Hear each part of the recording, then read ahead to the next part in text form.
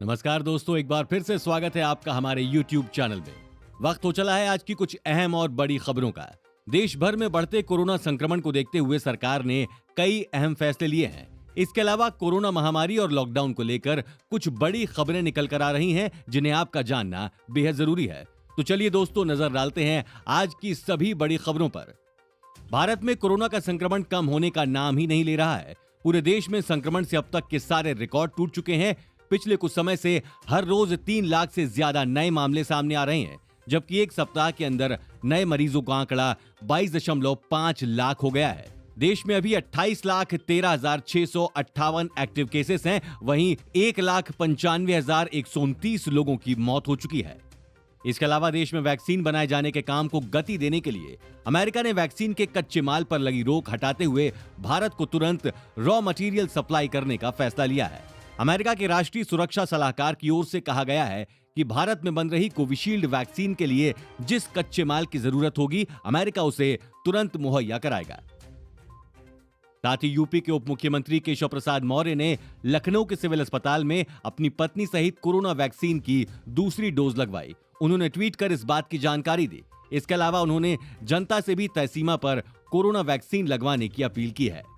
साथ ही अगली बड़ी खबर में देश में पिछले 24 घंटे में कोविड-19 के 3,52,991 नए मामले आने के बाद प्रधानमंत्री नरेंद्र मोदी ने जापान के प्रधानमंत्री योशिहिदे सुगा से फोन पर बात कर दोनों देशों के बीच जारी विभिन्न द्विपक्षीय पहलों की प्रगति की समीक्षा की और कोविड-19 सहित अन्य मुद्दों पर चर्चा की। जापान ने इस मुश्किल घड़ी में भारत का साथ देने का पूरा भरोसा दिया है। साथ ही ऑक्सीजन की लगातार बढ़ती कमी के बीच उत्तर प्रदेश के गौतम बुद्ध जिले में पीजीआई में बना हुआ 6 साल से बंद पड़ा ऑक्सीजन प्लांट फिर से ओपन कर दिया गया है। इस प्लांट में करीब 700 क्यूबिक मीटर गैस डाली गई है। इस प्लांट के रीओपन होने से कई अस्पतालों में ऑक्सीजन की सप्लाई की जा सकेगी। दिल्ली में कोरोना वायरस के बढ़ते मामलों के बीच छतरपुर में Sardar Patel Covid care centre को कोरोना मरीजों के लिए खोल दिया गया है। 500 ऑक्सीजन बेड्स की सुविधा वाले इस कोविड केयर सेंटर के संचालन का जिम्मा आईटीबीपी के हाथ में होगा। हालांकि सेंटर में मरीजों को गाइडलाइंस के तहत भर्ती किया जाएगा। कोरोना वैक्सीन को लेकर केंद्र सरकार ने एक अहम फैसला लिया है। खबरों की माने तो केंद्र विदेशों से कोविड-19 वैक्सीन का आयात नहीं करेगी और इसका निर्णय राज्य सरकार पर छोड़ेगी। फिलहाल serum institute of India Britain की एस्ट्राजेनेका वैक्सीन का निर्माण कर रही है, जबकि भारत बायोटेक देसी वैक्सीन कोवैक्सीन बना रही है। कोरोना वायरस महामारी से जंग लड़ रहे भारत के साथ अब संयुक्त अरब अमीरात भी कंधे से कंधा मिलाकर खड़ा है। यूएई ने भारत के प्रति अपना समर्थन और प्यार जताने के लिए बुर्ज खलीफा को तिरंगे के रंग में रंग दिया और इस सबसे ऊंची इमारत से #Stay Strong India का मैसेज दिया गया। देश भर में कोरोना से मचे हाहाकार के बीच भारतीय अमेरिकी स्वयंसेवी संस्था सेवा इंटरनेशनल यूएसए ने भारत में मदद कार्यों के लिए $15 लाख करीब 11 करोड़ रुपए जुटाए हैं और भारत को 400 ऑक्सीजन कॉन्सेंट्रेटर के साथ इमरजेंसी मेडिकल डिवाइस की एक खेप भेज रही है। दिल्ली में ऑक्सीजन की कमी के चलते दिल्ली हाईकोर्ट ने राज्य सरकार को एक बार फिर फटकार लगाई है। दिल्ली हाईकोर्ट ने आज सख्त लहजे में कहा कि दिल्ली में ऑक्सीजन सप्लाई में किसी भी तरह की रुकावट सैकड़ों इंसानों की जिंदगी को खतरे में डाल सकती है। चीन की सिचुआन एयरलाइंस ने भारत आने वाली सभी कार्गो फ्लाइट पर अगले 15 दिन के लिए रोक लगा दी है। इन कार्गो फ्लाइट के द्वारा भारत की कई निजी कंपनियां चीन से ऑक्सीजन कॉन्सेंट्रेटर और कई अन्य जरूरी मेडिकल डिवाइस मंगाने वाली थी। ऐसे में चीन का यह फैसला काफी हैरान करने वाला है। देश में कोरोना वायरस की नई लहर को देखते हुए मद्रास हाई कोर्ट ने कोरोना की दूसरी लहर के लिए चुनाव आयोग को जिम्मेदार ठहराया है। कोर्ट ने कहा है कि देश भर में लगातार बढ़ते कोरोना संक्रमण के बीच भी चुनाव आयोग ने पश्चिम बंगाल समेत अन्य राज्यों में चुनावी रैलियों पर रोक नहीं लगाई थी। इसके लिए चुनाव आयोग के अधिकारियों पर हत्या का मामला चलाया जाना चाहिए। उत्तर प्रदेश में कोरोना के बढ़ते केस पर काबू पाने के लिए मुख्यमंत्री योगी आदित्यनाथ ने टीम 11 की बैठक ली। सीएम योगी आदित्यनाथ ने कहा कि सभी जिलों के प्रत्येक छोटे बड़े अस्पताल की स्थिति पर नजर रखी जाए। जिसे भी जरूरत होगी ऑक्सीजन जरूर मुहैया कराई जाए। इसके लिए अब सीएमओ की जवाबदेही तय होगी।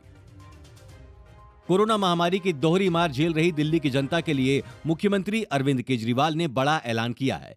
दिल्ली सरकार ने 1 मई से शुरू हो रहे टीकाकरण अभियान के तहत 18 साल से ऊपर के सभी लोगों को मुफ्त कोरोना वैक्सीन लगाने का फैसला लिया है। इसके लिए दिल्ली सरकार ने 1.34 करोड़ वैक्सीन खरीद के ऑर्डर को मंजूरी दी है।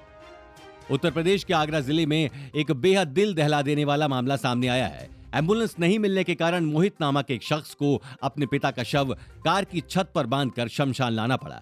कई घंटों के इंतजार के बाद मोहित के पिता का अंतिम संस्कार किया गया। देश में कोविड के चलते मची तबाही को देखते हुए गूगल के सीईओ सुंदर पिचई व माइक्रोसॉफ्ट के सीईओ सत्या नडेला ने मदद के लिए हाथ आगे बढ़ाया है।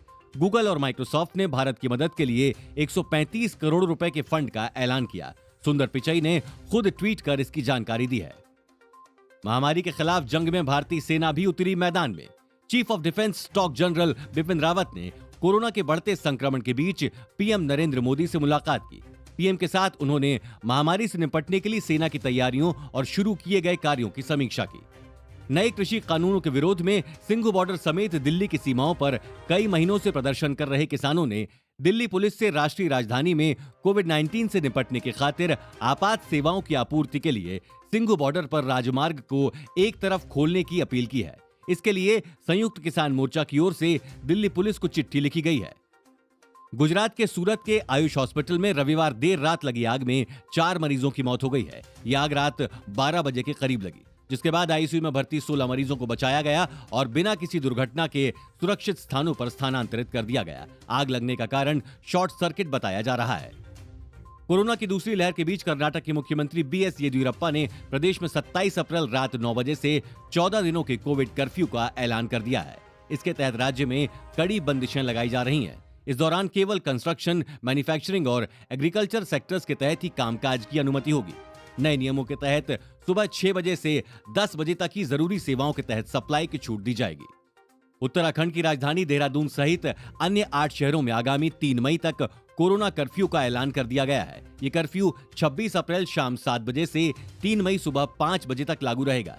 इस दौरान आवश्यक सेवाओं से जुड़ी सुविधाएं लोगों को मिलती रहेंगी। हालांकि ये फैसला डीएम की ओर से लिया गया है।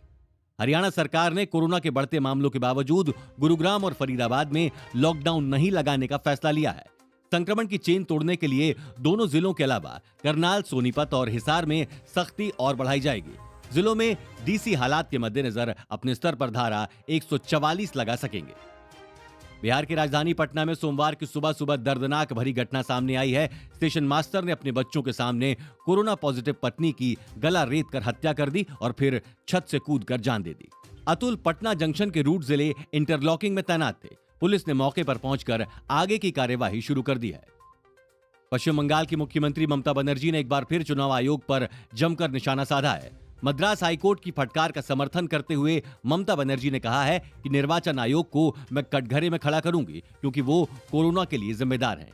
टीएमसी ने चुनाव आयोग से सभी चुनाव एक साथ कराने की पहले ही अपील की थी। आज के वीडियो में बस इतना ही। अगर आपको हमारी ये वीडियो पसंद आई तो इसे लाइक जरूर करिए, ताकि हम आपके लिए हर रोज ऐसी ही अहम खबरें लेकर आते रहें।